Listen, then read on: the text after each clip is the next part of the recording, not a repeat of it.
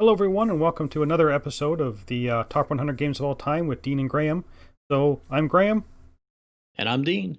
We've only been doing this for like, 6 or 7 times now. You think I'd get that initial patter down, but it seems to change every time. So, this time we are doing our 30 through 21. And I must say that we're getting to the point now when it was very easy to make the list. Sometimes in the 80s and 90s, you're kind of wondering, should this be on the list? Should this not be on the list? Generally, when I started making my top 100 games, the first 20 to 30 were really easy. Like, I knew this was going to be in the top 100, just wasn't sure it was going to fall. Did you find the same thing too? Like, do you kind of have like a set number of games that are, first came to your head? Yes, this is in, this is in, this is in. Or did you kind of hum and haw over every single one, going, you know what? Should Panda Head remain my top game of all time, or should it slip out of my top 10? Well, I mean, so when I do mine, I have every game that I own or I've played on index cards, and I mean, so I know that there's some that are probably going to stay in that stack for quite some time. No, I mean there are others. I mean, obviously that are. It's always I don't know. Do I like something better? And then I just kind of compare cards and I move them up and down, and some fall out. But I will say overall, I mean, I have received no negative feedback about my choices so far. People have been raving about my choices. So I mean, I don't know what type of feedback you've been getting, but I've had people just say that they think it's one of the most solid lists that they've heard up to this point in time. Well, all the feedback I'm getting was complaining about your list. I mean, that's the Uh, only thing I've heard was about people really wondering whether you're a game or not based on the choice of games that you've had. I'm gonna need to see proof of that because I don't know. I mean, I think you might be fibbing just a little bit, even though you're Canadian. You can't be trusted all the time. Yeah, it's and again, we have to remind people that we're not saying these are the best games of all time. We're saying these are our top, these are our favorite games. So, As of this moment, yes, right now. and I was telling Dean just before we started recording, my top 20 to 30 actually changed really up until last week. We record, a bunch of these in a week. So after we recorded our 40 through 30, I made one change within the next 30, but it's set now. My 30 through 21 is definitely set reasonably Yeah. for today. No, and seeing mine gets set at the beginning of the year or the end of the year, however you want to look at it. And just like one of those horrible bartenders, if you miss last call, you miss last call. You're not going to slip through the cracks and make it on the list. You have to wait a whole another year to come back. Okay, interesting, because we have one game on my this list that is relatively new that I didn't play until, say, 2-3 months ago. Well, that's fine, but you just made your list recently, though. That's I true. mean, Yes. I made mine in January, and I wasn't going to go back and redo it. It takes a lot of time. Believe it or not, it really does take a lot of time. Okay, so why don't we start off as normal? Dean's going to go first. I'm going to go second. So why don't we start off with your number 30? All right, my number 30 is a game I know if you've listened to the podcast, either podcast probably, you've heard me talk about this game. And it is, to me, it's got a lot of nostalgia factor as to why it's probably so high, but I do enjoy it. It's always a fun time, and that is Memoir 44 by Days of Wonder. Memoir 44 is set in World War II. It is a commands and colors system war game for 2 players, but you can play it up to 8 players. There's big oversized maps where you can add more players in if you have the equipment. I mean, you can buy equipment boxes and stuff for this game as well to kind of bloat it and do some bigger battles. Primarily a 2-player game. And this is a commands and color system, like I said. It's a card-driven game where you are going to have maybe 5 cards, 6 cards in your hand, and you're going to use those cards to determine the actions. Most of the cards are going to say you can attack in the left or the right side of the board, or maybe you can only attack in the center. It's going to tell you how many units you can do it. Sometimes it's a combo. Sometimes you can mimic what your opponent did. There's some special cards in there, obviously. To me, I mean, I love the commands and color system. This is one of the more basic implementations of the system. It's not, there aren't as many troop types and variability like there are, say, with maybe Commands and Colors Ancients or battle lore and things like that. But my son and I played Christmas break tradition. He always enjoyed it. He usually kicked my butt pretty good in it. Doesn't get played as much anymore simply because he's almost 20 years old, and the Christmas breaks don't exist anymore when you're out in the working world, and so we don't get to play it nearly as much as I'd like to. If you like World War II, if you like the commands and color system, if you have a child who maybe has an interest in the military, or you just want a good, fast two-player introductory style war game, check it out. It's got scenarios, it's got campaigns, but that is my number 30, Days of Wonder, Memoir 44, 2 to 8 players, 60 minutes, and always a good time, at least for me. This is a game I've only played a couple times. As much as I like the card mechanism, that's Commands and Colors has it, Memoir 44 has it. I much prefer the ancient version of this. Sure. And it's one of the reasons why I don't play a lot of war games, because a lot of them seem to be set, First World, Second World War type frame, which really, that's not the segment of history that I'm interested in. So Memoir 44, I have it, but it is on my for sale pile. And I want it because I Okay. need more. I got to be able to do the bigger battles. You never have too much memoir. Okay, it's yours then. Right. So my number 30 is a relatively new game. This is called Coimbra. Coimbra? Coimbra. One of those. It's an interesting game. It's a dice game, dice allocation game, where you're going to be having a set of dice, you're going to be drafting dice, and you're going to be applying them to different rows of cards. And depending on which row it is, some of them will go from lowest to highest or highest to lowest. You will then get the first choice of the cards, or last choice, depending on where you fit in that row, where your die fits in that row. You're going to take the card, and it usually has to cost you some resources to buy, gold or some other resources. Then you kind of move on to the main board and the sideboard, and there's going to be a place where you can move your person around the board and kind of travel around the different areas. And then you're also going to be manipulating your income tracks that are on the right side of the board. Then there's also like an end of game scoring thing across the bottom, which as you go to different ports, you can pick different end of game scoring, which are going to be randomized every game. That whole dice mechanism of the drafting and placing them in where you want to be in that row is very intriguing. And because you are trying to gauge when do you want to claim a row. Because if I go early, then everybody knows I want a card in that row. So you can maybe try and beat me. And if I go in with like a 5, if it's going from high to low and I put a 5 there, if I remember correctly, if Dean then puts a 5, his 5 will go before my 5. So do I want to put a lower number there and kind of play it off like, oh, there's really no card I want there? So you're trying to get the cards to do different things. And like I said, the manipulation of the rest of the board is also really interesting. But I really enjoy the dice mechanism. This is a game that I've played multiple times, and I played out in the wind with kind of rocks and on all the cards to hold everything down.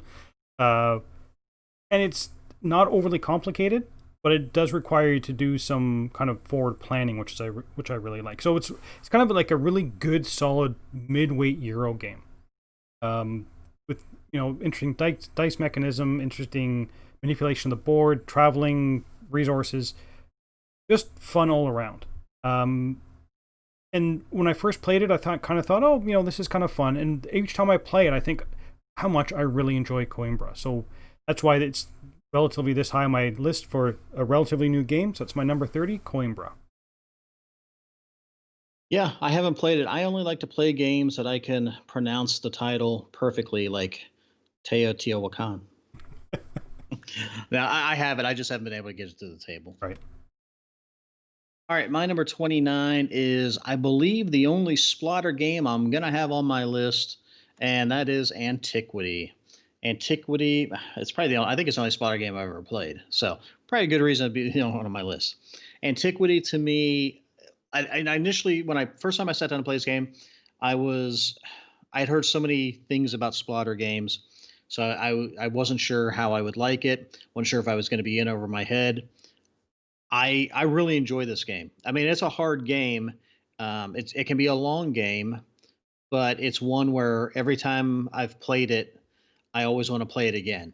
And in this game, you're trying to develop your land. I think technically it's set like sometime somewhere in Italy, and I'm not sure the exact time period, but so you're trying to develop your economy, develop your land, build your city.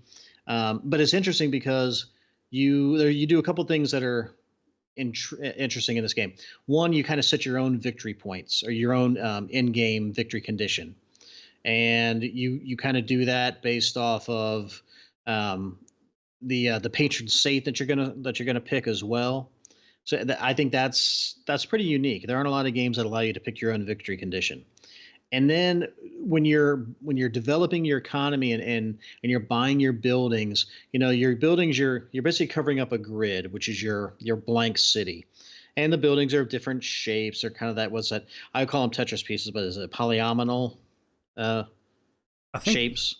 I'm not sure. Is it pentagonal? I forget how many I don't. squares it is. But anyway, actually, they're different size squares because some of them are like small, like 2 square ones. Some of them, like the church, is 4 long by 3 across or something like that, like a cross shape. Yeah, but some of them are like the shape of a T Yep. and stuff. So, anyways, you're covering up areas within your grid of your city, and obviously you want to do that pretty efficiently because you don't want to have a lot of open spaces. But if you have open spaces, not the end of the world because you can always put your dead people in there, which you're going to have. Um, so you're developing your city, you're spreading out on the map itself on the game board, and eventually you're going to interact with your opponents because as you develop your your city, you're going to be using up your resources that are in your area. And you're going to have to go out and get more resources somewhere else because as you use up these areas and use up the resources, you're polluting the land and you're going to pollute a lot. So you're constantly dealing with trying to clear the pollution, get new resources. Um, you're trying to prevent, you know, the dead, but at the same time, you've only got so many people to man the different buildings. If you don't man the buildings, you can't use the buildings. There's a lot going on in the game, but this is a game where it basically tells you, like on the player board, everything that you can do in your turn, and it kind of goes in order of what your actions are, and it's got a nice little player aid that goes with it. I'm sure I'm just scratching the surface because I've only played it a few times, and I don't usually do very well in it. So I'm sure there's probably a lot more going on in the game. There's something about docks, and I have to be adjacent, and I have to ask I have to ask Graham every time we play, and he mocks me and makes fun of me. But I just really enjoy this game, and I it's kind of interesting. So I've noticed a trend. I mean, there's some games that I do well in that I really like, but if a game slaps me around and I don't do well in it, and it's not because it's a bad game, but it's just got a lot going on. I tend to like those games quite a bit as well. So that is Antiquity by Splotter. For me, it's the best Splotter game, but I've only played that. So Yeah, I will tell you that we may see Antiquity later on in one of our next episodes. But yeah, I mean everything Dean said, and it's funny because every time I've played with Dean, that whole sphere of influence of how far you're allowed to expand without an inn or without manning your dock, so you can use the water to expand. You will have a dock but not man, but want to expand. I'm like, well, you can't do that because you didn't man your dock. He's like, oh, damn it. So well, the first time we played it, you played it wrong. I So did, because it'd been a let, while. let, Yeah, I mean, it'd been a while since I had played, and I forgot about manning your workhouse so you can build the buildings outside. But the game's not overly complicated, but there is a lot of little rules you have to remember.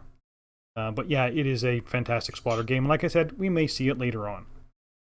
So my number 29 is a very early Kickstarter for me, and a game that kind of woke me up to Tasty Minstrel games. Because before this game, it was kind of humming and hawing over. Some of them were good, some of them were bad. But when they did Orleans, this is a game that I really enjoyed. It's a bag building game. What that means is you actually have a bag and you have little discs in there. Discs are different color representing different workers. And on your turn, you're going to be pulling these workers out of the bag and you're going to be laying them out. You're going to be using them to do different things. You know, converting one worker to another worker, or getting resources so you can buy something else, or sending off some of the workers when you no longer want them off to the missionary work, or there's a sideboard that you're going to be putting the workers on. you want to be using your workers to increase your knowledge or your production or something, or your multiplier, things like that. It's a lot of fun. I haven't played it in a while, but when I first got it, we played it a lot because there's a couple of us in my play group who really enjoyed it. I really like the idea of pulling the stuff out of your bag and then saying, okay, this is what I pulled. What do I want to do with this? And what do I want to be doing in the future? So I know, like, if I need more red guys, how do I get more red guys? Well, I need to play, I need to put this guy here. I want the red guy so I can increase my multiplier. There's also a way to manipulate. There's another sideboard. We can send people off to kind of collect different resources. Again, this is a game that's not overly complicated, but that bag building, I think this is the first time I ever saw the bag building mechanism of, we've heard of deck building when you're creating your deck. Well, this is the same type of thing, but you're putting chits in a bag and drawing them out, and that's what the things you have to use. If you haven't tried Orleans, I would say try the original one. I mean, there's been 1 or 2 expansions that add cooperative play. So yeah, like I said, this is the kind of the game that kind of turned me on to TMG, saying, you know what, they actually can do some really good, solid games. That is my number 29, Orleans. You had me a little worried when you started that whole conversation about TMG. Not saying that, I'm just saying that's not generally a company that hits on all cylinders for me. Exactly, and like I said, with Orleans, they did a really good job. I have the deluxe Kickstarter edition. They did a really good job of production, and they picked a really solid game to kind of do that deluxeified version. So anyway, that's my number 29. All right. My number 28 is it's a GMT game. It's a 3-player game primarily. You could play it with less, but you had to do some bots with it. But it is a game called Churchill. Churchill is it's again set in World War II, much like Memoir 44. But this game isn't a war game. This game is about the politics of World War II.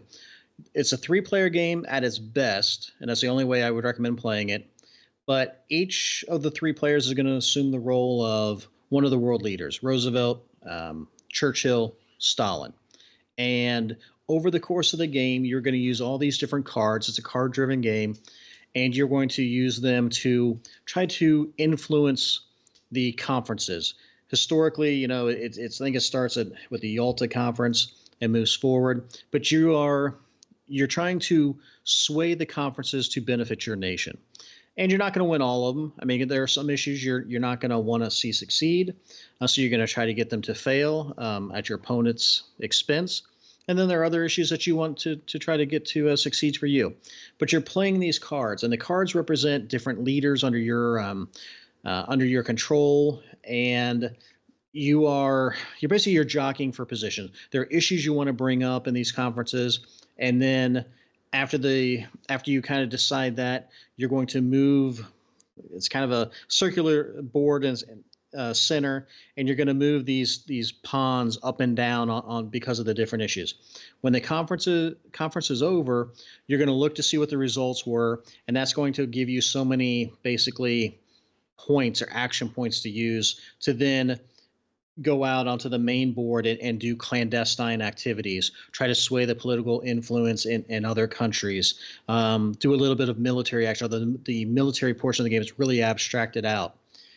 So there's 2 phases. There's a conference, and then there's the actions out on the main board. It's got a lot of stuff going on in it. It is a GMT game, and it's so unique that it's really hard to kind of explain. But if you want to look at World War II from a different standpoint, from the political side, and you like the asymmetricalness of a game, because each side's going to play differently. If you're Stalin, you're going to be able to do things that other players can't do.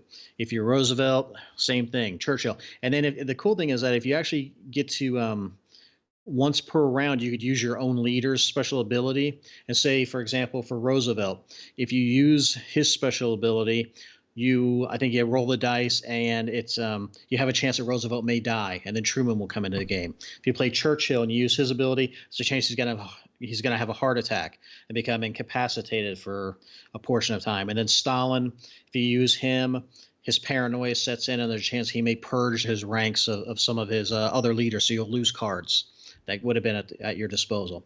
Like I said, it's a really cool game. It's a really cool concept. Not a war game. I think a lot of people were initially put off by the fact that they thought it was going to be a war game, and it's not. It's all about the politics, and it's a very unique system. So check it out. Churchill by GMT Games. I recommend playing it 3-player only, but you can play it solo or 2-player with the bots. Yeah, this is a game that, again, I'm not a war gamer, but when I first saw this game and kind of saw a review of it and kind of saw how it worked, I got it right away, and it sat on my shelf, and I've never played my copy. And it's just, for me, the learning curve of Churchill was difficult because I needed, like you said, it's a perfect 3-player game. That's the way it's designed to be, and I never had 2 other people that were interested enough to sit down and go through the rule book to learn how to play. Yeah. So it hasn't worked out for me. But this is definitely one I've asked for at every ModCon we've had. This is always on my list to play with the 3 of us, or if there, however many people that we have. And it's just, no, this is definitely one that next ModCon we have, this is on the list again because I do want to play it. So no, I know that's what I feel like. I need to have at least a couple games that I've played that you haven't played that I can hold over your head. Like, oh man, I can't believe you've never played that one. You are missing out. Like Nemo's War. But have you not played Nemo's War yet? Shut up. Go on to your next one. Okay, so my number 28 is a crossover with Dean from, I forget which list it was, but a previous 10. It's been a while since I've had a Rosenberg game on my list, so this is Le Havre. Le Havre, Dean went through it before.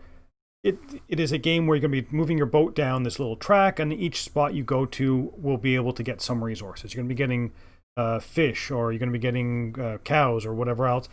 And you're going to be also having the opportunity to get houses. You can buy these houses, and they were going to give you another action you can do, like convert your fish into dried fish, or convert your cows into meat and into leather, or something like that. You can use someone else's house, and you can kind of camp there, which is one of my favorite things to do in Le Havre. So if Dean, spends a whole bunch of resources to get a house, I put my guy in there, but I don't have to take my guy back. Now, yes, he's locked in there, but it also stops someone else from using Dean's house or Dean's building. There's shipping that you're going to be doing. You want to have better ships because they're going to be worth a lot of points at the end of the game.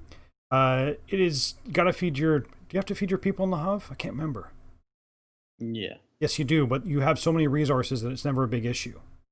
Because quite often when you're going down that little track, if Dean takes the fish thing, I'm kind of looking at the other things in the track going, okay, well, Dean took all the fish. Now there's a whole whackload of steel. There's a whole whackload of this. There's a whole whackload of that. I'm never out of anything. There's always a good option for me to take in Le Havre, which is why I really enjoy it. So Dean talked about it before, and it's my number 28, Le Havre. Excellent choice. All right, my number 27 is a game put out by Equal Griffin. 3 to 5 players, plays about an hour and a half, 2 hours, and it is called Francis Drake. Francis Drake, I think, is one of the more overlooked games out there. I mean, granted, when it came out, it was, what was it, 2015, 2013. The big boom in the gaming industry was taking place, so a lot of stuff was coming out at the same time. But in this game, it is a worker placement game. It is a Euro game, not a war game. You are Francis Drake, I guess, or some sort of English version of him, and you are trying to set sail to either go explore some colonies or territories, or you can attack the Spanish Main and try to plunder the Spanish ships bringing back the gold. So it's either going against the Aztecs or the Incas or some other areas, or attacking the pirate ships. But how are you going to do this? It's pretty simple. There's really kind of 2 phases to this game. In the first round of a turn, you are going to acquire your crew, acquire cannons. Maybe you beef up to a galleon versus your smaller ship, and you're going to do this by moving your worker or workers. You get your little discs you can use along this one-way track.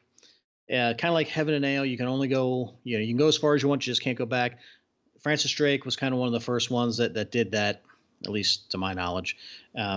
So you can go slow, but you run the risk of people jumping out there and getting better things or something else you might need. You can go fast, but then you might pass something up and you can't go back.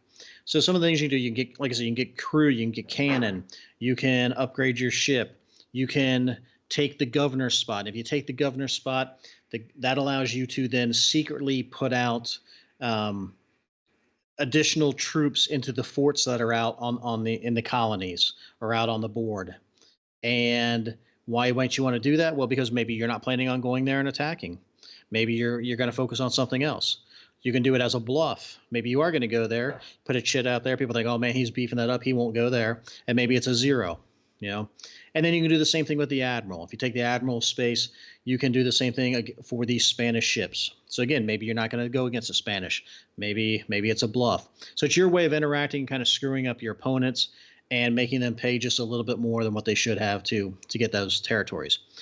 In the second round, you're going to place your, depending on how everyone finished, you're going to place your discs out in turn order into the different areas. And you get these discs, and they're numbered, I believe, 1 to 4. And you can place them however you want. You're going to place them face down. And then when everyone's placed theirs, you're going to reveal. Whoever's got the lowest numbered disc is going to get to do that territory first. So again, there's some bluffing. Maybe you weren't really planning on caring if you got anything out of that territory. Maybe you're trying to suck people into other areas. So there's kind of that fog of war, that bluffing aspect to it. First person is always going to get the best. If there's a jewel there, they'll get the jewel as long as they can take the territory. And that's where you're going to need cannon and stuff like that. It is a Euro game. It is a kind of a push your luck game because, are you pushing your luck to go further out, further away from the main area? Are you pushing your luck to go against the Spanish Armada, the Spanish fleet? And it's one where, yes, you are going to have to roll some dice, and you are going to collect resources and trade them in and do all that kind of stuff. I don't know. I always enjoy the game. To me, it's fun. I like it. It's got a cool theme to it. I don't know if it's thematic per se, but you get these little treasure chests where you can slip your collected jewels into them to kind of hide your point total from other people until the end of the game. I don't get to play it hardly that much anymore, but it's a solid game when I get to play it. So that is my number 27, Francis Drake. Well, we talked about Churchill before about how I bought the game because I liked the idea of the mechanism, but I haven't played it. Francis Drake, I bought the game because that whole mechanism of going as far as you want but never being able to go back, I really enjoy. Really like it in Heaven and Ale. When I heard Francis Drake had it, I bought Francis Drake, big box, huge. Never played it. So it sits on my shelf mocking me, saying, Dean's played me, but you have not. One of these days I will play Francis Drake. Because I'm liking this list so far. Because I think I really will like Francis Drake. Just haven't got to the table. So my number 27 is a game that, if you know me at all, and if I say solo game, this is the one I'm always talking about. So my number 27 is Coffee Roaster. And I actually put the Sashi and Sashi cover up on the screen. There is Stronghold Games has reprinted this, which is great. It's a fantastic solo game, but this is the copy I have. I paid way too much for my Japanese version of it. Coffee Roaster is a solo game about making coffee. What you're going to do is at the beginning of the game, you're going to pick a type of coffee, whether it's going to be the coffee from the Himalayas or whatever. I'm not a coffee drinker, so none of these terms mean anything to me. But, is it Costa Rican coffee? Is it Mexican coffee? And it will tell you how you're going to seed your bag. You're going to seed it with some water. You're going to seed it with some level 0 beans, maybe some level 1 beans, some smoke, and usually some bad stuff. And it's going to tell you start at number 6 or whatever else. And on your turn, you're going to be looking at whatever level you're at. If it's 6, it's going to say, okay, you need to draw out 5 tokens from your bag. So you draw 5 tokens out of the bag. There's going to be some special action tokens you can use or not use because you may want to put them in your bag to get bonuses at the end. But let's say I pull out 3 zeros and 2 1s. If I do nothing with them, I automatically upgrade them to the next level. So the zeros become 1s and the 1s become 2. And what I'm trying to do is I'm trying to get a certain number that's going to make the perfect cup of coffee with my pieces. So I'm going to be doing this a couple of rounds. I'm going to be adding some bad stuff into the bag if it gets too far. Sometimes you're going to be double roasting, so 1 would become a 3. If If it ever goes beyond 5, you basically burnt your beans. When you think you have that perfect cup, what you're going to do is you're going to take your bag then with all the stuff that you've upgraded, and you're going to start drawing little tokens out of your bag. You're going to be putting them on your little coffee tray. Now, you have a little smaller coffee tray, which allows you to get rid of some of them, but you are trying to get the ones in there that are going to equal that correct amount. But you have to fill up it's the cup that you're filling up. You have to fill up the entire cup. So if it says you need to bring out, I forget how many it is, 10? I think it's 10 different tokens you have to bring out. You have to bring out 10 tokens. So if everything's at, let's say you've roasted everything perfectly to 5, you pull out all that, well, you may only want to reach 30. You're going to be way over, you're not going to get very many points. That's it. You do this 3 times and kind of average your score, you sum up your score over the entire thing. It will tell you how good a roaster you are. I can tell you that according to Coffee Roaster, I am a sub-apprentice first-time coffee roaster because my scores are always terrible. But it's one of these games I play and think, I should put this away. Okay, wait, I'm going to do it one more time. Because it's really, really quickly to reseed and whatever else. And I do it and think, okay, now I need to go. Okay, wait, one more time, and just do it like that. Or I'll be doing something in the kitchen and think, okay, well, I've just put, potatoes on and they're going to take 20 minutes. I could quickly rush and do 1 round of coffee roast. I don't know why this one has just stuck with me. I've tried other solo games, which I have not liked nearly as much. But Coffee Roaster is one that I always think if I'm by myself or I'm the only person who wants to play a game, I automatically think I'm going to play Coffee Roaster. That is my number 27, Coffee Roaster. Well, the important thing is that it's a solo game that you like and that you're willing to play. Thematically, it doesn't do much for me, and I tend to not enjoy solo games that are just get the score, see kind of where where you rank. But you speak highly of it, and you get to play it, so that's the important thing. Yep. All right, my number 26 is a game put out by CGE. It is this is not a Shibata game. This is a sushi game. Suki, I don't pronounce his name. And that is Pulsar 2849. This is a space game, and I'm usually not a big space person, but it's a space game, I guess, on paper. In this game, you are exploring space, you are discovering technologies, you're claiming pulsars, I guess, in your name. I don't know how you're claiming them, but this is a game it's a dice drafting game, and it's a dice drafting game with some point-to-point movement where you're moving your spaceship around the galaxy, landing on planets, getting some bonuses. Maybe you're just going to fly past the planet. Maybe you're going to claim a pulsar and build a gyrodyne and develop that sort of technology. But there is no shortage of things that you can do in this game. There are lots of things. Like I said, you can build, you can develop research plants or projects, research stations, and you can get bonuses that way. Virtually everything you do in this game will give you a victory point in some form or fashion. This game is one where exceeding 100 points is almost a norm, and maybe getting past 200 points is not uncommon. There can be a wide spread also in this game is how it finishes. I like the dice drafting mechanism in this game because however, say you're rolling 6 dice or 7 dice, you're going to determine you determine the mean or the median. I always forget. It's the number that has the most I can't dice remember off the top for it. Yeah, and that's probably the hardest concept of this game is whoever's going to determine that, because there's always argument, no, it should be this or there. So you're gonna figure it out. You're gonna place a little marker in there. So if you take a die to the left of that marker, you're gonna move up either you're moving up the column or to the left on the gathering energy cubes, or you could move up in the player turn order. And if you take anything from the right side of that little marker, then you're going to move it backwards. And you're jockeying for position because you need the energy cubes to do things, and you definitely would like to be first player because then you get your choice on drafting whichever die you want. And sometimes you want a low die, and sometimes you want a high die. It just depends on what you want to do. Like I said, there's so much in this game. You can get die modifiers, which doesn't sound like a lot to be able to move a die up 1 or 2 pips, but it's pretty huge. You can, let's see what else are there. There's the technology track where you can place your place your discs out there, and a lot of them that you place out there will lock that space up for that turn, and then it'll shift down, and then the next turn someone else can go in there. But it's usually capped out at no more than two players at a max.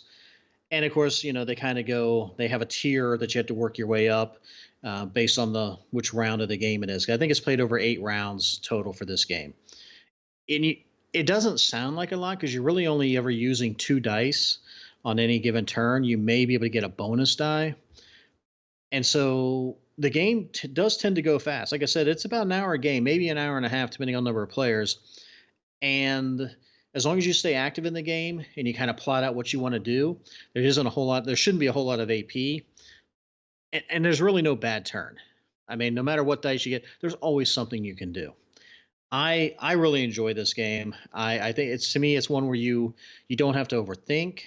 You can pretty much go whichever path you want to go, and I don't know. I enjoy it. I've had games where I haven't hardly moved my ship out there much at all, and I haven't worried about gyro. I've done all research and stuff like that. And then other times where focus on moving your ships and collecting the points and making gyrodynes on the pulsars and stuff like that. So that is Pulsar 2849, just a fun, solid, space themed game. Yeah, I would agree with you. It's not on my list, and it's funny. It's not on my list yet. I've played this game enough that I can almost teach it without the rule book. Played it somewhat. I think if I was going to rank it, it's probably my 110s to 120s, that type of size. It's a good, solid game. It's just not one that stuck with me enough to make it to my top 100 games. But you know what? It's a good game. So my number 26 is a game that now Dean says he likes this designer, but considering where he put this on his list, I kind of question that. So my number 26 is Great Western Trail from Alexander Pfister. I think this is the first game I played from Pfister. Way back when this first came out, I'd never played his Oh My Goods before, so this is my kind of introduction to him, and I really enjoy it. It's about Dean's already talked about this, but it's about getting cattle, which are cards in your hand. You're trying to make your way up from the cattle ranch to the train tracks. And along the way, you're going to have some difficulties. There's going to be buildings you have to go through, or you're going to be dealing with the natives on the land, or other people can put up different buildings that you probably don't want to stop at because they're good for the owner but not good for you. And you're trying to get up to the train to drop off your cattle so you can deliver them. And there's also a way to manipulate how far away you can ship your cattle to. So the further you can ship your cattle, the more they're going to be worth. There's a little conductor that's going to be that you can move as well. So there's a lot of things going on, but it's the basic concept of set collection from the cows to get from the cards, to move your person all the way up to the train, to make sure you can deliver different cows further on to the train track. I forget what city it starts at, but kind of the train track kind of stretches across a good portion of the U.S. So the further away you're delivering the cows, the better. But yeah, it's just a really good, fun, solid game. Theme-wise, Old West, cowboy thing when you're literally a cowboy moving the cattle along. But there's some ways that you can mess with your neighbors by putting up the buildings, because there are some branching paths. So you want to put a building on the good path so someone has to stop, so they don't have to go through the negative things. But then hopefully you'll get a bonus for having a house that they have to stop at. So, like I said, that's all I'm going to say about it, but a really good, solid Pfister game. One of his early ones, but still really good. That's my number 26, Great Western Trail. That is a rootin' tootin' good choice. So, it's probably my favorite Pfister, maybe. Uh-huh. All right, my number 25 is a game that Graeme talked about, I think early on. I don't know if it was in his first group or second group, but somewhere in his 80s or 90s, and that is a game called Welcome To. Welcome To came out in 2018. It is a flip and write, and it is on my list this high because it is just so easy to get played. Everyone always seems to enjoy it. Played it with the family, played it with extended family, from teenagers to geriatrics. And let me just tell you, it goes over well each time. In this game, There's 3 piles of cards.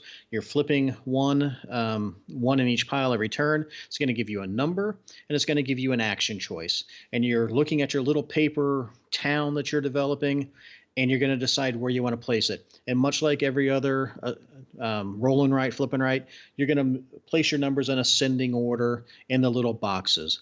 You can skip if you want. That's your choice. You just can't go back and fill in if you, well, there is a rule allows you to put them in between, but I'm not going to get into any of that. So it's very simple. Pick a number you want to use. Pick an action that corresponds or that's assigned to that number. Maybe you're circling in a park. Maybe you're filling in a pool. Maybe you're filling in where a fence. And as you start to put the numbers in, as you start to put the fences in, you're going to kind of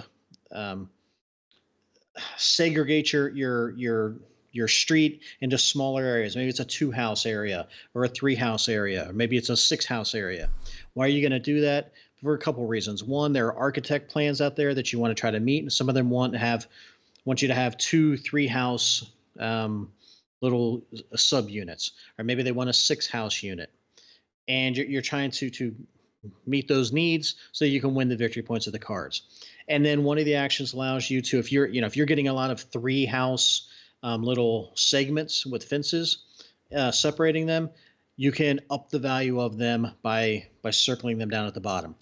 There's not a ton of stuff going on in the game, but there's enough that it still makes it very thinky and strategic. And for as much as my wife claims that she is not a gamer, she always beats me in this game by just a few points. And it's extremely annoying because I had to explain it to everybody, and then she just kind of sits there and does her thing and always seems to beat me. But welcome to put up by Blue Cocker Games. You can play it solo. You can play it up to 100 people if you copy enough sheets off. But I don't even have any of the little expansions for it. I just enjoy this game so much. Not only because it's a good game, but because it's just so easy to get played, and everyone seems to have a good time playing it. So that's my number 25. Welcome to. Another good choice. I think this is in my 80s. And this was a game, it was funny. I kind of feel like an old man, an old man gamer type thing. It's not as, the games weren't as good as in my days. So the first roll and write I ever played was Quicks, and Quicks is on my list, and I've played it probably 100 and something times. And when I saw this kind of new wave of roll and writes come along, I think, I have Quicks. I really enjoy Quicks. What do I need a new one for? Well, when I was down at one of the cons, one of my friends came up and said, he just picked up Welcome To, and he said, do you want to play this? So we kind of read the rules, and we played it, and we played it once, and I kind of went, let's play this again. Played it again, and then it was, okay, who else can we play this game with? This is fantastic, and it kind of opened my eyes to the newer age of the roll and write, which, now there's a roll and write for everything, but this is the one that kind of started me looking at roll and writes and thinking, what, they're not all just Yahtzee variants. There's now a lot of stuff that they're putting into it. There's a more, Welcome To is a bit more strategy to it than some of your earlier roll and write. So, yeah, this is a fantastic game. And didn't you go out and get your ear pierced right after that? I got both of them pierced, yes. Just your ears? For this podcast? Yes. So, my number 25 is another game which I don't think Dean has played. He might own it. I don't know. Could be in shrink somewhere in his collection. But this is a game called Deus. Came out a couple of years ago, and when it first came out, I bought it, but it kind of sat on my shelf. Actually, no, I didn't buy it. I bought another game instead. I bought Elysium instead because I got the two confused. So about a year or so ago, I picked up Deus, and I wish I had picked it up when it first came out because I had so much fun playing this game. Now, I like card games. I like the combos that you build up with cards. And Deus is, you have different types of cards. You have like army cards, and you have port cards, like they're basically color cards. You have the blue port cards, the red military. You're going to have some green production ones. There's a couple, I think there's 5 in total. But you're going to be playing cards into your different cards. So, all your red ones have to go into red, all your green ones have to go into green. But there's also a board that you're going to be trying to get your workers on to kind of claim those territories. So I want a green area, so I play a green card, but I get to activate all the cards that are underneath that green card. So you kind of get to run through your entire engine for green, for example. And when you add your next one, you get to do the same thing again. You think, oh, this is fantastic. But each color is limited to only having 5 cards, and you can't swap. Usually you can't swap out. So yes, you can have a great engine. You kind of put your 5th card in, you get to run all 5 cards, but then that's it. You can't run that engine anymore. But there are other cards from different colors that may say you can rerun another color, or choose one of your other cards to reactivate. So that whole playing of where do I want to get on the physical board, but then what cards do I need in what order to be played so I can trigger them all at the right time, or once I finished off a color, how can I reactivate it because it's such a good engine. Fantastic game if you like engine building games with a bit of area control, area conquering, I guess. You got to try Deus. I kind of felt that it flew under the radar. It kind of came out at a time when a lot of these kind of midweight Euros came out. But yeah, I can't speak highly enough of Deus. Luckily I believe it's still in print, so you can still pick it up. But if you like card engine games, you have to try Deus. That is my number 25. Yeah, this is one. It's kind of funny. I think I did the same thing. I got Elysium when Elysium first came out. I think I even got the player mat for Elysium. And then you didn't really hear a lot about either one of them, honestly, when they were first coming out. I think both of them kind of flew under the radar, but I did pick this game up about 6 months ago. I got it used, so it's not in shrink. And I got the expansion with it, and I got them together for a really cheap price. But yeah, I look forward to this, and I picked it up basically because you have talked highly of it. A couple other people that I respect their opinion talked highly about it as well. So I think that it's one that, just for whatever reason, I guess I just missed out on. I never pursued it, or maybe it's just recently getting it the recognition that it deserves. So yeah, I look forward to trying it. All right, my number 24 is a game that was also a crossover. It was on your list. I think maybe it was right around your 40, and that is another GMT game, and that is Thunder Rally. Thunder Rally is a racing game, NASCAR, stock car theme, and it's all about hand management. Yes, it has a racing theme, and it's people that love NASCAR enjoy playing this game. So I'm assuming it's pretty, let's say, realistic as a board game can be, but it obviously resonates with them. You are managing a team of cars. Usually it's about 3 cars on your team, and you're using your cards in your hand to determine what are they going to do. Are you going to try to get one car way out in front and let them try to win the race? You're going to keep your team bunched together to draft off each other and work together to box out your opponents. There's different strategies you can use in this game, and that's what you're using your cards for. Do you want to draft? Do you want to pursuit? Do you want to go high? Do you want to go low? Do you when do you pit? Because your car's going to take wear and tear over the course of the game. Do you need to change your tires? Are you having engine problems? And then, of course, there's events that you can put into the game as well. Track conditions. And I know people so the designers of this game live a couple of hours from me in Columbus. And in their game group, at least they used to, they would have a Thunder Rally kind of season where they would do just like NASCAR, where they do a points total over the course of the season. They would do like maybe once a month, I think, or maybe a couple times a month or whatever it was. And they would play, and they would have an ongoing sort of season to crown a champion. There's different tracks you can get for this game. It's quite interesting. I enjoyed. I did get rid of it. I had the game. I had the expansion, the crew chief expansion, and I got rid of it only because it's a game that I'm if I'm going to play it, I'm probably going to play it at a convention with people who want to play it. It is one where he didn't even design the game. He designed the expansion, but Richard Lanius, he loves this game, and he loves hosting a game of it at a tournament or at a convention, and that is the way to play. So, I mean, yes, that's a small chance that you're going to get to do it. But if you see him and he's carrying the game, ask him to play, because I guarantee he'll say yes. But that is Thunder Rally by GMT Games.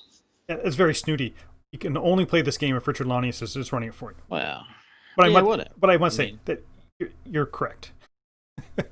And I will tell people I have never watched NASCAR in my life, but this did make my top 100 games because it is a good, solid racing game. So don't let the NASCAR kind of put you off. If you're like, oh, I don't like NASCAR, I've never watched NASCAR. You don't need to know anything about NASCAR. to have a good time playing Thunder. Right. So my number 24 is yet another game that Dean, I can almost guarantee he doesn't own, he hasn't played, and I don't know if he ever will play. Well, now who sounds snooty? It's because this is Isle of Cats.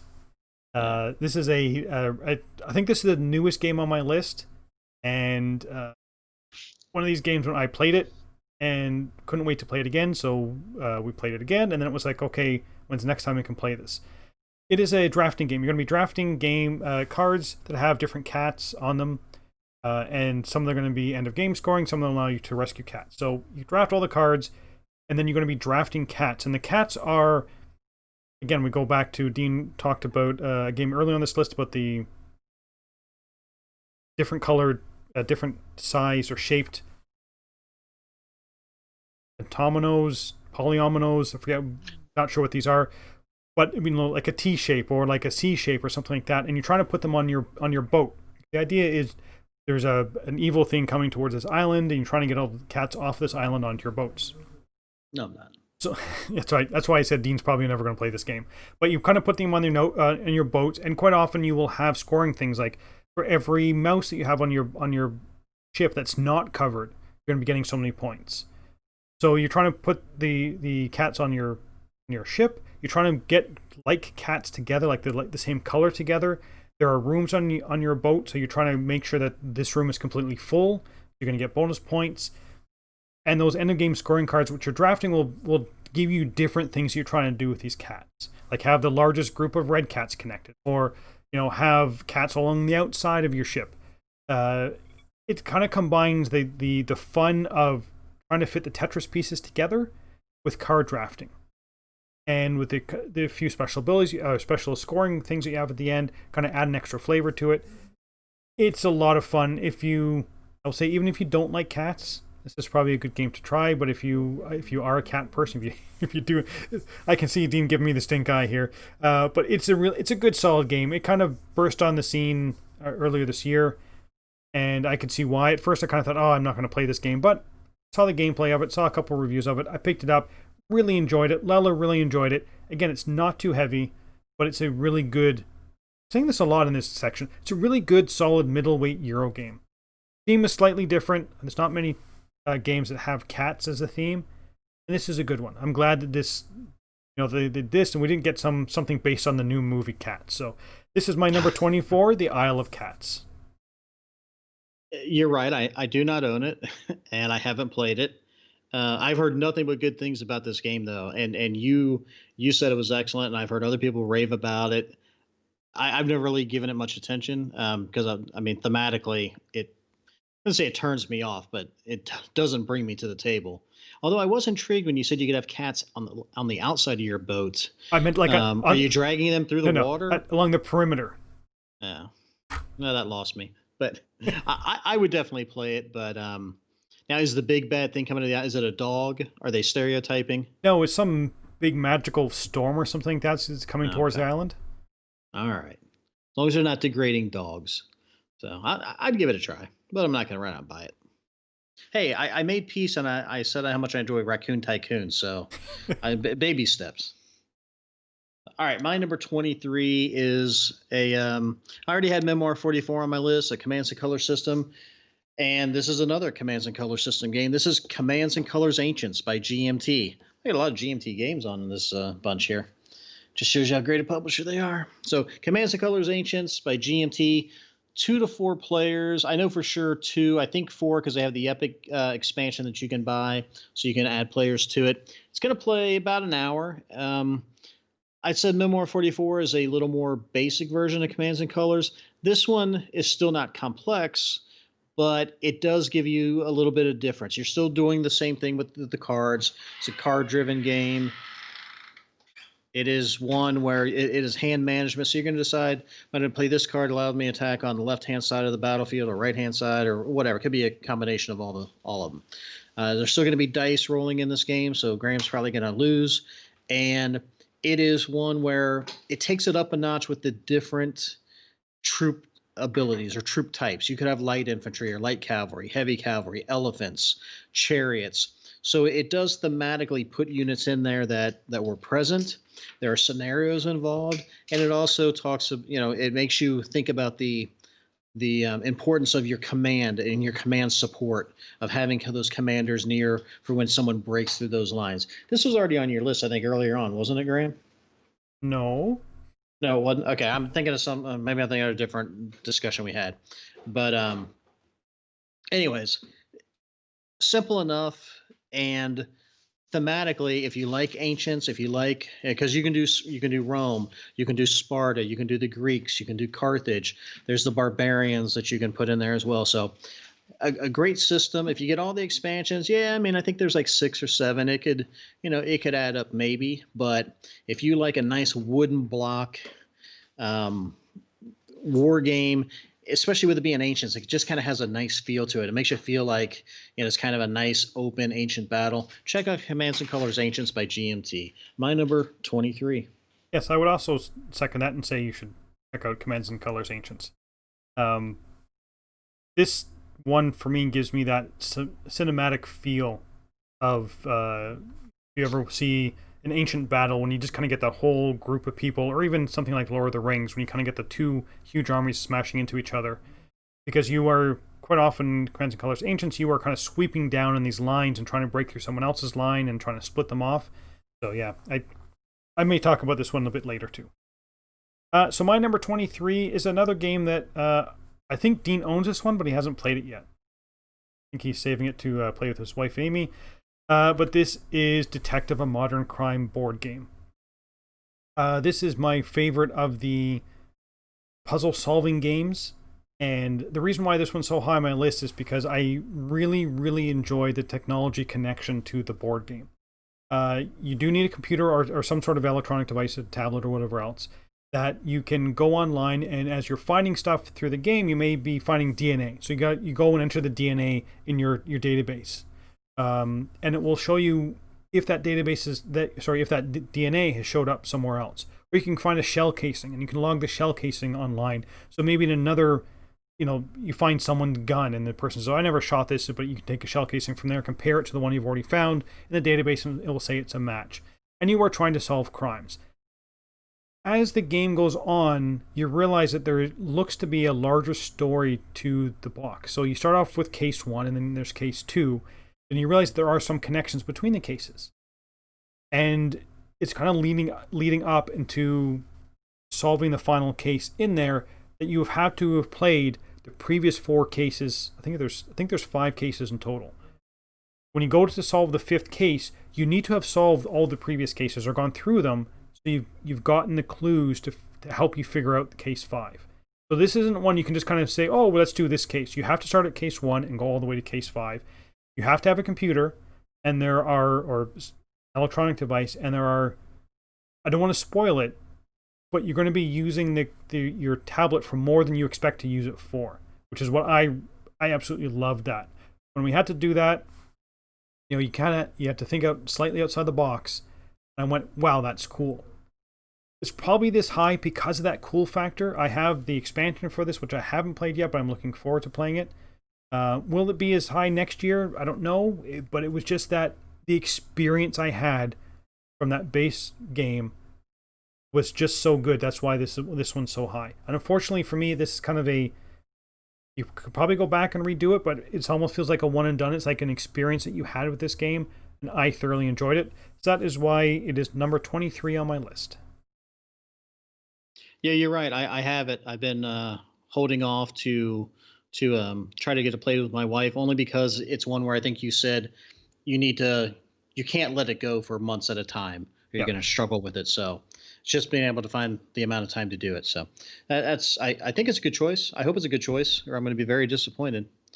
My number 22 is a game I know Graeme doesn't own, and I know Graeme's not played it, nor will he probably ever play it. So there, right back at you.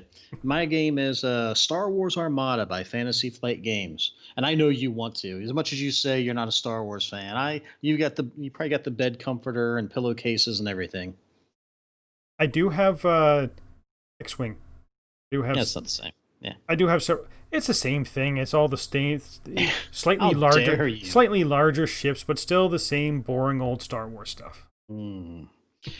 So in Star Wars Armada, you're not playing or you're not flying a little fighter ship. You're flying the big capital ships, and for me, that's what I like. I love when they had the big Star Wars capital ship battles in the movies, and the newer movies put a lot more of them in than the older movies did.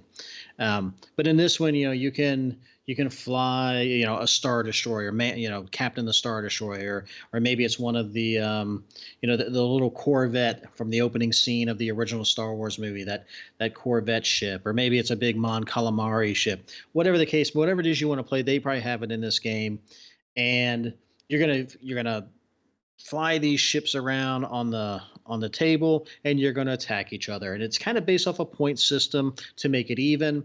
But you can also, after you get your ships, you can get different player characters to supplement. So maybe you have, Admiral Akbar as your commander for your main ship, or maybe you have, Grand Moff Tarkin, and they're going to give you different abilities, and then you can do upgrades on your ship with some better crew abilities and stuff like that.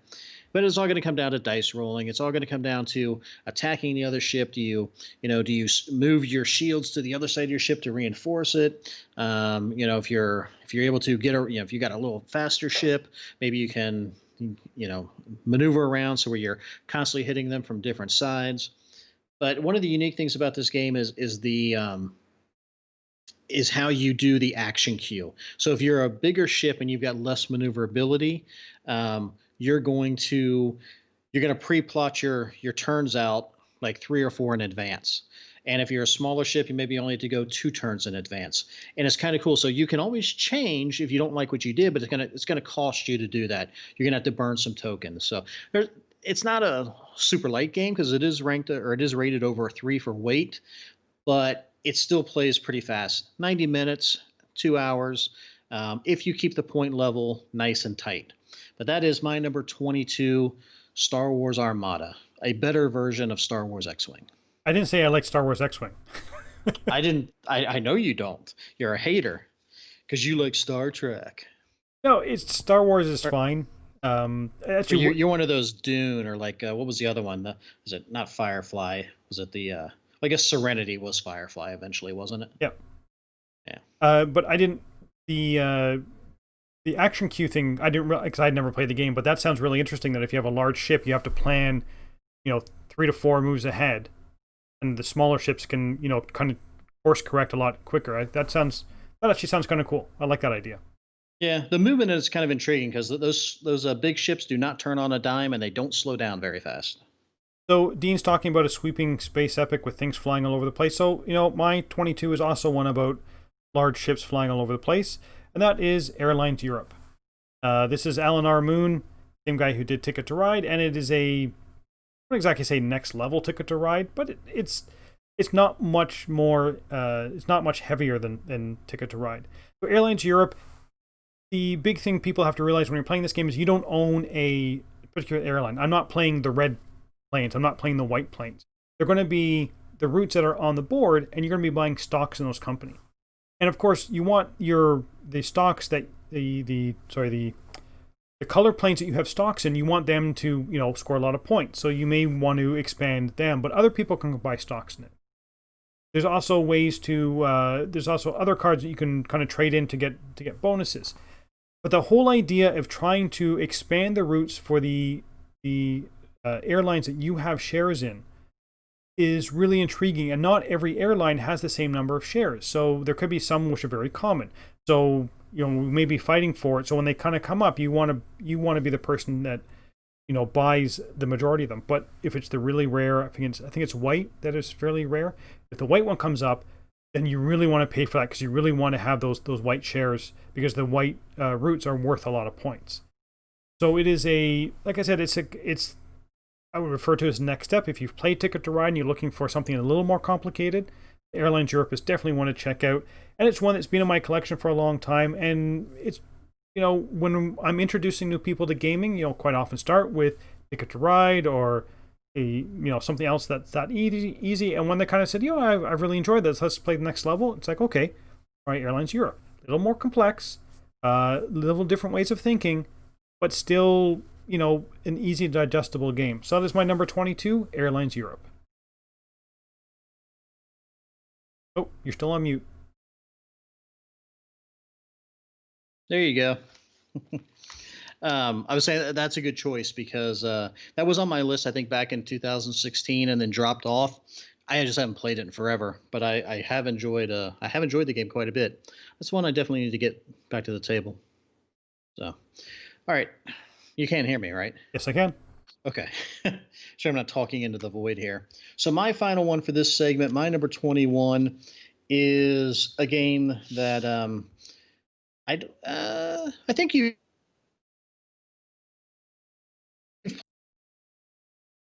But that is PAX Premier, and I put PAX Premier Second Edition. I don't own Second Edition. I have played Second Edition a few times. I own the original version, and they're fairly interchangeable. I mean, they streamlined a little bit between versions, but PAX Premier Second Edition, put out by Whirligig Games, and you can play it solo. You can play it up to 5 players.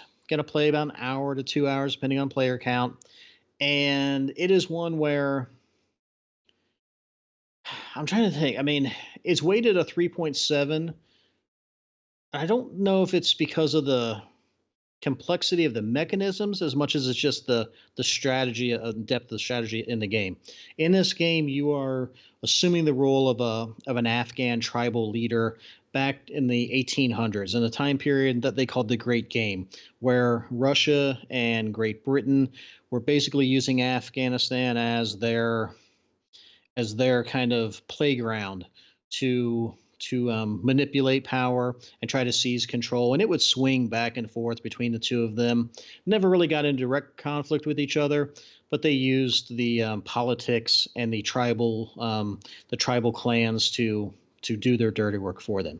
So you are playing a tribal leader, trying to figure out who you want to back, and you're more than likely your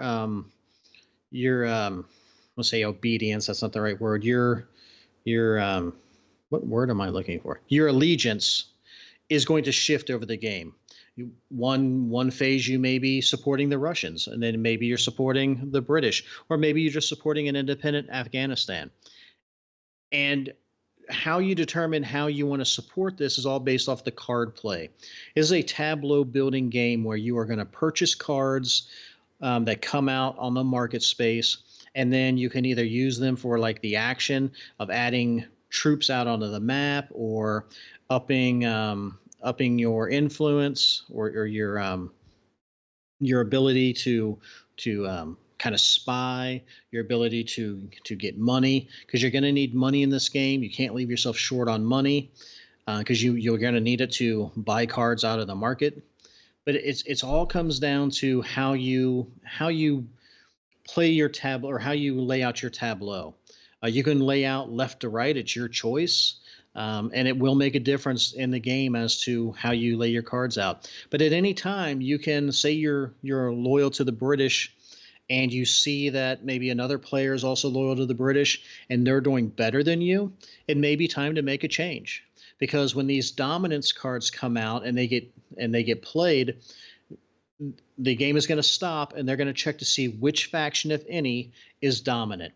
And if the British are dominant, and the you're not the tribe or the clan that has the most influence, that's not necessarily good for you, because someone else is going to get more points. And points in this game are tight. And if anyone ever gets, I want to say it's 4 points ahead of anyone else, they automatically win. So you're constantly jockeying for this position. And like I said, switching factions is not uncommon. There's not a I would say there's a lot going on in the game, but there's not a lot of different mechanisms. It's just there's a lot of thinking and planning, and your best laid plans could go astray, and someone could switch allegiances right before you were going to, and then now all of a sudden maybe you're back in the lead, or maybe you don't want to, or maybe they did it before you could, and so it's no longer a benefit for you to do it. It's such a cool intermixing. And if you like player interaction, this game's got player interaction. It's not just psychologically trying to figure out what your opponents are doing, but also being able to spy against them or stop them from being able to raise money, things of that nature. I I don't think I'd ever turn down a play of the game. Um, I would say that there is a learning curve to it, especially for newer players, to be able to kind of understand that concept of wait a minute, I'm not sticking with the same faction the entire game.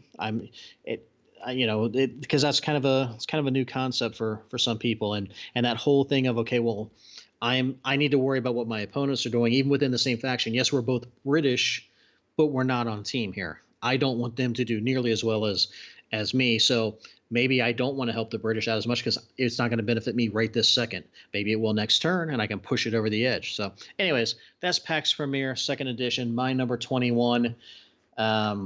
It was quite the media darling the last year or so, and it was on a lot of people's top 2019 Game of the Year lists.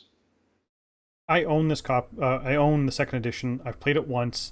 It did not make my top games from 2019, Mm-hmm. and but it's on my need to play again pile. So it's not on my sale pile. It's not on my keep pile. It's on my I think I need to give this another chance. Because I did see some interesting things I liked about it. There were some things I didn't like about it. Mm-hmm. So yeah, like I said, I need to give this one a second chance. I think you need to sell it, but whatever. And sell it to you, right? Well, I mean, hey, American dollars are good. So the last one for my list is, I'm not sure whether this is going to be on Dean's list or not. I'm not sure how much he likes it. But this is a game from Stonemaier Games called Scythe. Again, this was the one I kickstarted way back when, so I have all the big deluxe large version, which I never play with. Big to fit on the table. But it takes place in an alternate history, present time. There's some mechs, and you think, oh, there's going to be mechs in this game. The mechs are in this game superfluously. I mean, they are there to move people around the board. That's really about it. But everybody's going to play a different faction. Each faction does something slightly different, and their actions are in slightly different order. This is going to be an action selection game. Every round, you're going to be picking what action you want to do, and you're going to be doing that action. You're going to be moving people around. You're going to be maybe fighting someone. Yes, there is fighting in this game, but it's not a primary focus. Quite often, what we found after playing Scythe many times is you want to get the attacking done fairly quickly in the game, because you can build up your military, but it costs you resources to keep the military high. So the game is going to be won by the first person to get to so many stars. I think it's 5 stars. I forget what. I think so. Yeah, I think it's 5 stars. Yeah. So if I win, let's say, so many military things, I get a star for that. Or if I get my military up to a certain strength, I get a star for that. Or if I have, if I have people on all parts of the board, I get a star for that. So you want to be getting these stars, and there's different ways to do it. Each person is going to be approaching the game slightly different, because there are definitely, each faction feels different. Your mechs do something different. It could be that normally you can't cross water. Well, there's one group that can cross water. So you could build bridges, but that takes time. So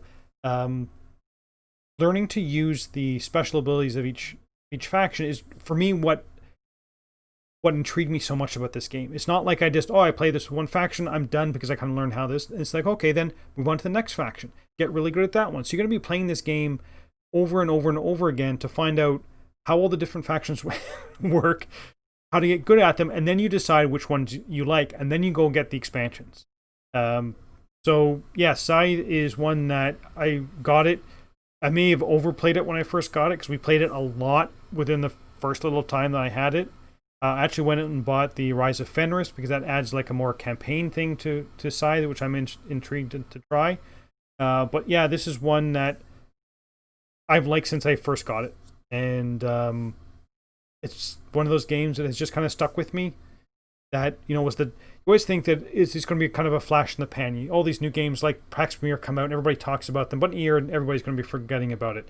Scythe has maintained, in my mind, it's maintained that quality, and it's still around. People are still playing this game because it's a good, solid game. That's my number one and last one for this list is Scythe.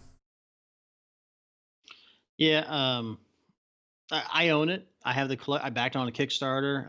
Got the collector's edition, and it's a game that I've never played the physical copy of. I've only ever played it online, and so that's why it hasn't made my list because of that, but also because I just feel like I'm missing something. Every time I played, I've just been underwhelmed, and I'd like to think it's because I'm not playing the physical copy, but I don't think that's really going to change a whole lot. I do want to play it. But yeah, I don't know. This is just one that hasn't resonated with me. It feels very samey as far as what you need to do for the first half of the game. No matter what faction you were playing, there were just some things you needed to get knocked out before you could really do a whole lot else as far as developing your technologies and stuff like that. So maybe I'm missing something. Maybe it's because I'm playing it, just against a computer. But it's odd.